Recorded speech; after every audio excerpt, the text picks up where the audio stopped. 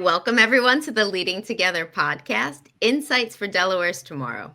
In each episode, we sit down with the top minds and leaders from Delaware and across the United States to share perspectives that help advance FSC's mission, which is to build capacity, raise awareness, and elevate school board leadership across our communities.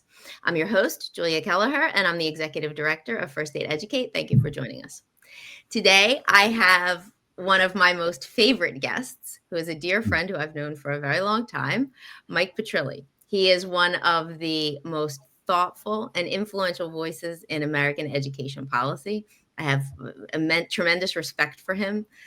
He's the president of the Thomas B. Fordham Institute, which is a DC-based think tank. It's known for its research on school reform and on student achievement. And he's also a research fellow at Stanford's Hoover Institution. He's the executive editor of Education Next, great publication, and the host of the Education Gadfly Show. So over the years, Mike he's consistent and he's always out there on the leading edge. He's helped shape some of the biggest national conversations on how to make schools better for every student. He's appeared in the New York Times and in the Atlantic, and he's got a book. Mike is just a joy and a treasure to have on the show. I'm so glad that you're here and we can share these insights with Delaware. Oh, well, thank you so much, Julia. I appreciate it. Now I'm feeling a little guilty. When we have our own podcast, I feel like I just tell people what somebody's title is, and that's it. And you give me this very lovely introduction. Maybe I should be a little more welcoming to my guests. It's all true though, and I'm definitely I have a lot of respect over the years. I've watched you just excel in so many different conversations, leading just the development of policy at the national level, and you've worked on some of the toughest issues in education. So I know you, but let's let the audience know you. Why do you do what you do? Gosh, that's a good question. Well, first of all, like you said, I lead an education policy think tank at the Thomas B. Fordham Institute. And in that role, I get to do a lot of writing, which I love, and speaking and thinking about education reform.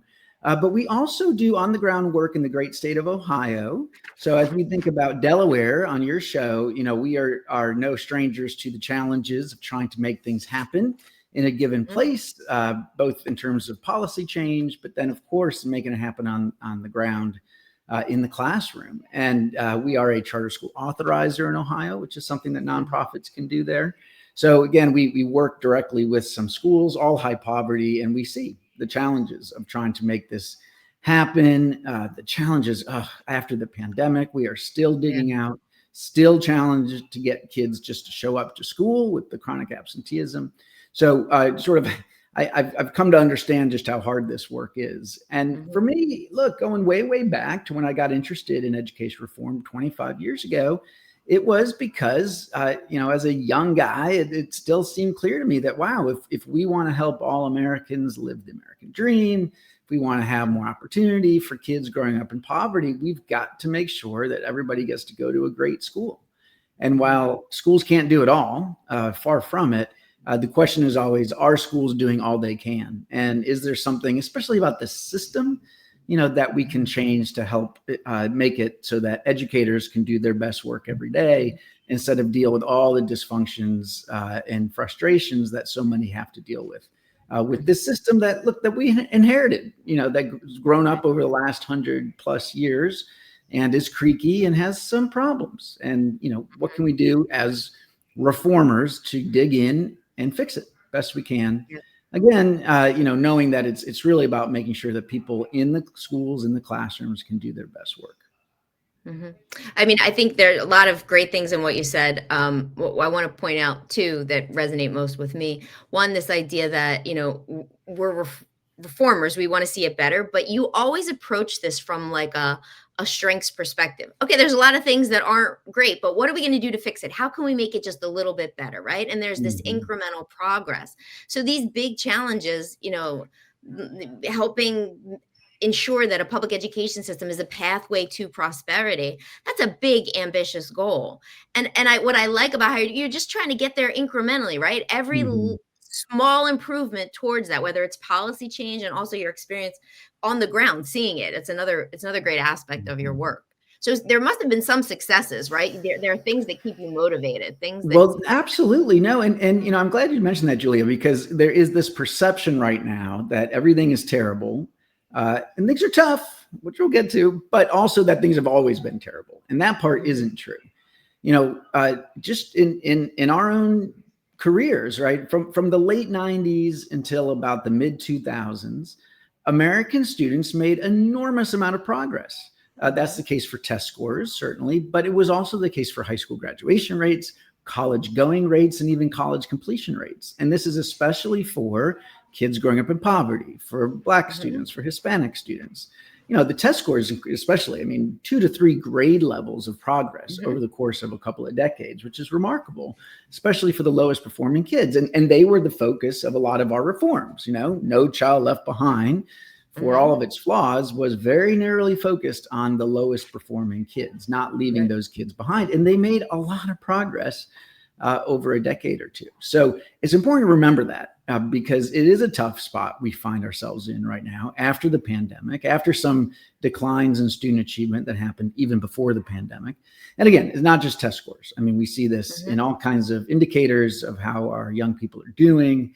And we got to pay attention, of course, to the long-term outcomes. Are they getting those credentials that are going to help them get a good career? Are they earning a living wage, a family supporting wage in the labor market? All those sorts of things. Things were really bad. When I was in college in the early 90s, we were at a low point, I would say, in terms of social policy in America.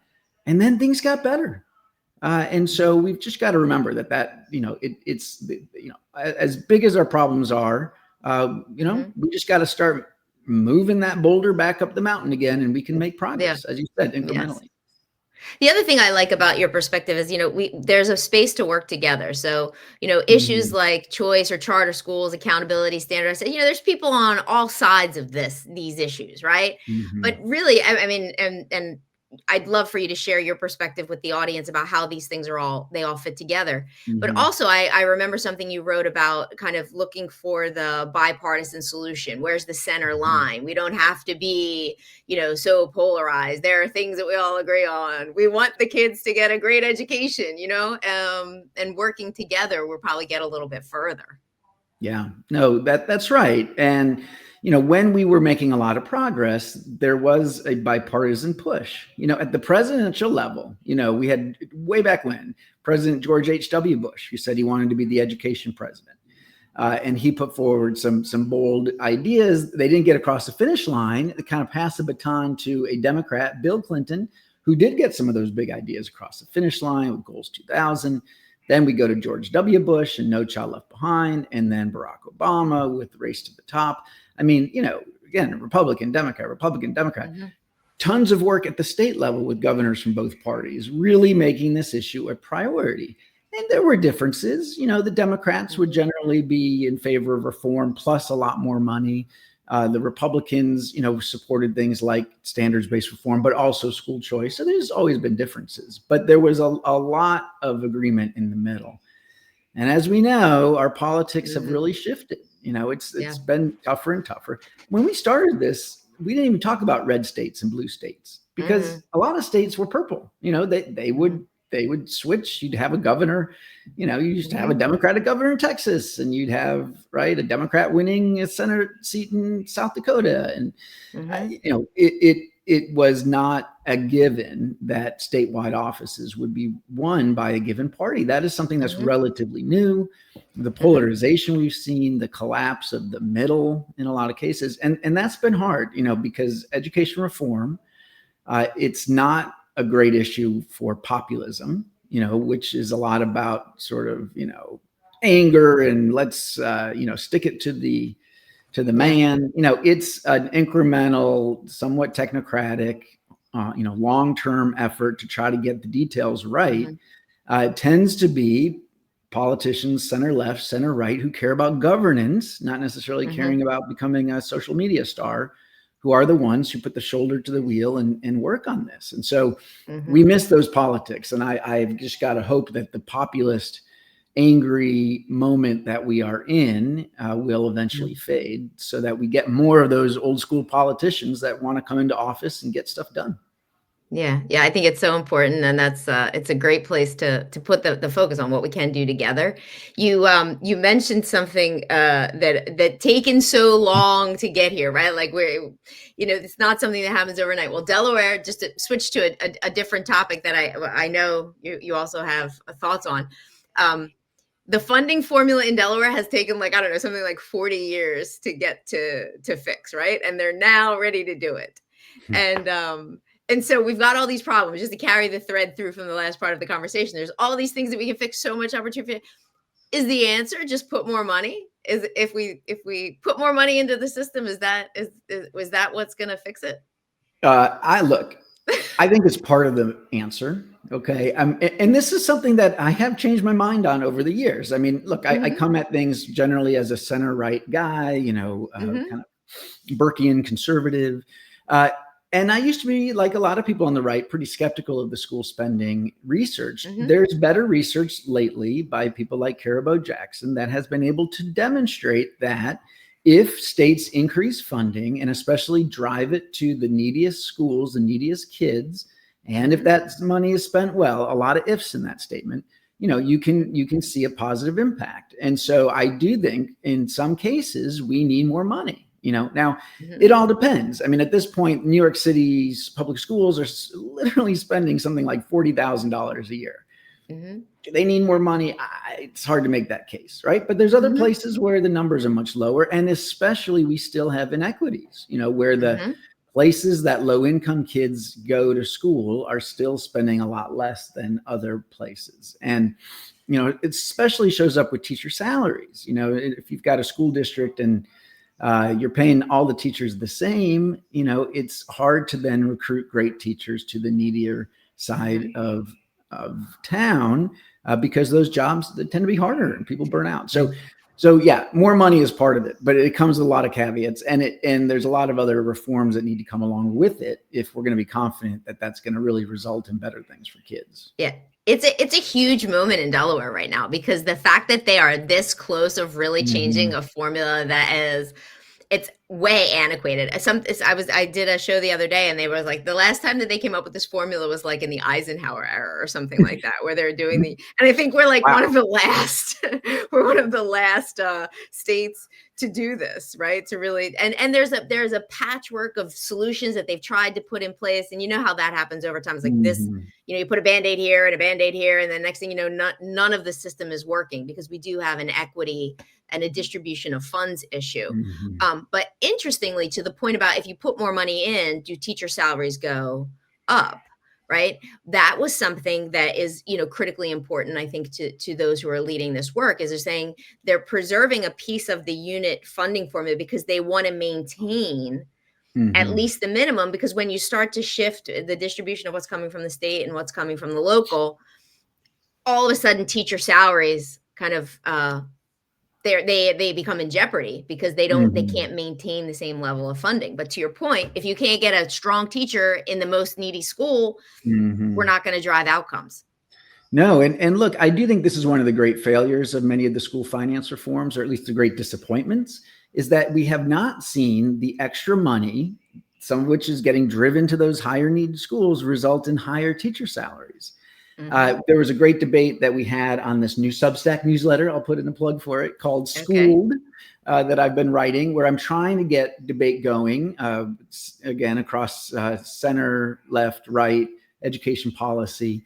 And we've had a several day big debate about this question about why haven't we seen more money go into teacher salaries? It seems like schools and school districts, and this happens in traditional public schools, it happens in charter schools, I think it happens in private schools, that people keep deciding to spend the money on everything but other things, higher salaries, right? I mean, of course, teachers say they want higher salaries, and their unions want to help them get higher salaries, but even the unions have other priorities, like smaller class sizes, like more support for teachers in terms of special ed support, or classroom aides, or we now talk a lot about mental health counselors. And so, Yeah. and a lot of those things might be quite valuable. Tutoring is another thing that we talk about now. Mm-hmm. But it always seems to be that raising teacher salaries, especially in the neediest schools where you probably need to pay $10,000, $20,000 a year more to recruit high quality teachers, keeps falling down to the bottom of the list. And I think that is a problem. I think that states might want to think about how to nudge, at least through their funding formula, that use of funding, because we know the evidence is so clear that teachers are the most important element in a school in terms of driving student achievement, and we keep refusing to invest in that. No, I totally agree. We have great teachers in school. I mean, it must be so frustrating too, right? You're the super committed professional who loves what you do and go, you know what I mean? And you're just not even set up for success, and then the compensation isn't what it should or needs to be. So question, it's kind of spinning off of this is, what at least in Delaware, and you share with me if this is a national trend as well. It's important to find this balance between ensuring equity and quality. How do you think about the distribution of money across different types of schools? So in Delaware, we're going to have a situation where there are some, high performing schools that have a student population that don't have the characteristics where they would get a weighted allocation. So they'll get the same money. There's a hold harmless, but other schools will get higher allocations that respond to the needs of those students. What are some good ways to think about balancing, making sure everyone's getting a high quality education and equity? Yeah, no, look, this is the ongoing debate forever, right? I think it's interesting, though, that again, left, right, and center, that you have a lot of support for the notion that, yes, we need to spend more money in schools that are serving kids coming from poverty, because we know it's a lot more expensive to give those kids what they need. They come in further behind. That means they need more tutoring, they need more support. But again, like I just said a minute ago, it also takes more money to recruit high quality teachers to those schools. So I think it definitely makes sense for states like Delaware to try to make sure that the state dollars are invested in those schools in particular. You go to the affluent places and, of course they need money too, but they have in most cases a tax base that they can draw from, where they don't even have to tax themselves necessarily at a very high rate, and they can generate an enormous amount of money because there's so much property wealth, or there's wealth from the businesses there. And so it doesn't, again, nobody likes paying taxes, but they can afford to pitch in more of this on their own, and to basically say, hey, if you're an affluent suburb, you can, for the most part, you don't need the state money as much. You can afford to provide a quality education with the money that you can raise right there in your own backyard. Yeah. And that's where the whole country has gone over time. You see a much bigger shift towards more progressive funding, towards the states trying to invest the dollar that they have in the neediest schools. It's always a fight. And look, it's going to continue to be a fight, especially right now. Student enrollment, we know, is declining quickly, right? And that is going to create some real pain points for school districts, even the affluent ones. And so, it's going to be about money. It's always at the end of the day about money, and there's going to be fights about that. It'll be interesting to see too what they do with the inventory of buildings when when you have a declining population. I mean, how is that managed? Because they're very expensive to operate. I mean, facilities costs are a huge draw. Yep. So, all right. So great on the national policy perspective, and thanks for helping me tie it into the local Delaware context. Now I want to see if we can spend some time talking about my issue, which is school boards. So First Aid Educate is the only nonprofit that's in Delaware focused solely on capacity building. And I've been having a blast. I have to tell you, it has been fantastic. We are making leaps and bounds of progress. And so I'm really excited. I'm really, really excited. There's a lot of talk about what's going to happen at the federal level with changes in policy in the U.S. Department of Education and accountability metrics. What are your thoughts on the importance of boards or the roles of boards? If it goes either way, stays the same, why are boards important? Changes, why might boards be more or less important? Oh yeah, look, school boards super important and have so much potential, but potential that is hard to realize, right? Look, I mean, this has been a hallmark of our education system for forever, to have these school boards. It's nobody else in the world has a system like ours where we have this kind of local democratic control. Sometimes that's a problem. The worry is always that the school boards can get captured by the people who work in the system, like the teachers unions and others. And that happens sometimes, and that's tricky. We really want the school boards to be representing the public, and that the public in public education. But when they can do that, then they have a lot of potential to drive change. Now, the administrators that the school boards oversee, it's a challenge. They have a lot more information. They generally have been there a long time, especially the senior ones, right? And so it can be easy for administrators to basically, make it hard for the school board to have an impact, right? And so school boards need to find a way to assert their role as the representatives of the public and as a leadership role, and make sure that they are the ones that are driving the policy decisions and not the other way around. Right. If they can do that, I think it makes a ton of difference, in getting engaged in the most important decisions. Where does the money go? Like we said before, is the money going to the neediest places? What curriculum are people using? A lot of enthusiasm for high quality instructional materials. Well, that at the end of the day is a school board decision. Is the superintendent doing a good enough job driving change? Are the principals the right people? You have the right people on the bus, so to speak, right? In terms of especially those roles leading schools. And if not, what can you do about it? So all of this is really rich opportunity for people who decide to serve, and God bless them. I mean, these are difficult jobs, especially in today's political polarized environments. I think a lot of these people spend their days getting yelled at, and it's not always pleasant. But if you're willing to lead past all that, you can drive some significant change. I totally agree, and thanks for saying that. It's really been a lot of fun to do this work.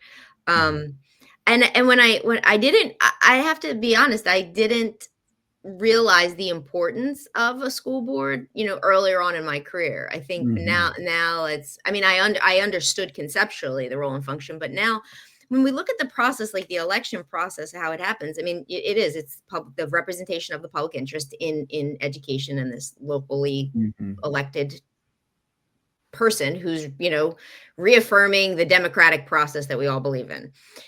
The challenge is there's no training for the person. Like, you raise your hand, you run, and then you are seated, and you have to make decisions on budgets that are hundreds of millions of dollars, on what constitutes. To your earlier point, I think the administrators have the information, the experts who work for the district. They say, right, but where is the support, the resource, the guidance, the training, the opportunity to learn for the board member who has to govern and render decisions on those proposals?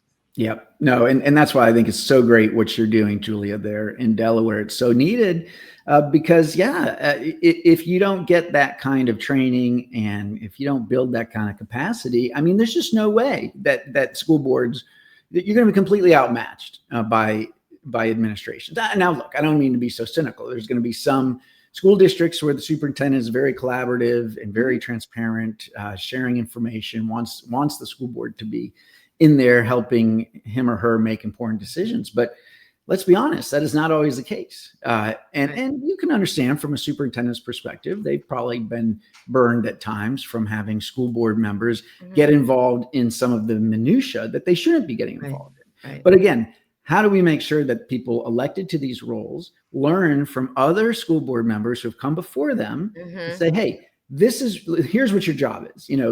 Yes, you should get engaged in things like the curriculum, like the budget, here's what to look for. But no, you should not be getting engaged in some of the minutia about, trying to decide, what the football classroom Miss Jones goes to. I mean, so many things, right? That, it should be at a strategic policy level. But learning that takes some time. And if you can accelerate that through what you're doing here in Delaware, I think it's fantastic. Thanks. I'm super. It's really been a lot of fun. The people are, they're hungry for the information, to be quite honest, because originally, I did get a little bit of pushback to be like, well, no one's going to want to do that. Why would they want to do extra work? And that's actually not the case. Humans don't like being forced to make decisions when they don't feel that they have all of the information they need. So it's been super positive. And I'm happy about that. I'm really happy about that. Yeah. Yeah. No, and I'm not surprised that people like it. I mean, look, they again have volunteered to spend an enormous amount of time in this public role. And people want to be successful, and they want to be effective, and you're going to give them some of the tools to do that. I think that's great. So I want to go back a little bit to, you mentioned the progress that we made, and I want to end on a positive note. So it is true that there was upward movement in, test scores, and we were seeing achievement gains. So one of the initiatives we have planned for next school year it'll start in January of 2026, but to kick off when the new school year starts, is to help boards focus on student outcomes, particularly third grade reading, right? So we have 3 pilot districts that are going to look at reading outcomes, state level assessment data for reading outcomes. Thoughts, recommendations on, kind of how they should approach that work? Are we looking, and obviously we know the cycle is like, it's like a whole year. So we need some other kind of indicator to know we're headed in the right direction. But I'm enthused, and I'm excited, and I'm optimistic, because there's an ask for help us focus on third. Let's move this needle. Yep. I love it. And this is, of course, all over the country. People are very focused right now on reading, the science of reading, which is great. And a bunch of states have passed laws to try to beef up those efforts. We've been having at the Fordham Institute our annual Wonkathon, where we've got policy wonks and practitioners weighing in on an issue. And this year it is about the science of reading and what has to happen after you pass a law to actually make it real. And a lot of great things in here. I think one of the themes that comes out is that it can't be a checklist, right? It's not just, okay, yes, we've adopted a high quality curriculum, check. We've hired somebody to help us with professional learning that's aligned with the curriculum, check. I mean, those things are important, right? But what it really is, it's change management. It's continuous improvement. It's how do we work continuously with the teachers, especially in elementary schools, if we're starting there with third grade, to help them every day get a little better and a little better and a little better at their craft. How do we measure that? How do we know if we need to make some mid-course corrections? And the good news is we can now look at places like Mississippi is the famous one, right? And a few other states in the Southern Surge that have been just really nailing it, because they're just obsessed with getting the details right, the implementation right, and again, not just checklists, but getting in there in the classrooms, literacy coaches, giving teachers what they need to be successful. And it's been working. And so it is doable. And I'm excited to see what you can do here in Delaware. Thank you. Thanks, Mike. And thank you so much for being on the show. It is, I love conversations with you. I love hearing your thoughts. I appreciate and applaud the work you've been doing this work forever, and you just remain steadfast and committed, and it's inspiring to me. And I think putting that thought leadership out there and then testing it on the ground and bringing people together, all these things are so important. So thank you for being with us here today. I learned a lot. I'm sure that our audience enjoyed it, and I hope that we can have you come back. Great. Thanks so much for having me. It's been a pleasure. Sure. And thanks to our listeners. We look forward to seeing you next time on the Leading Together podcast.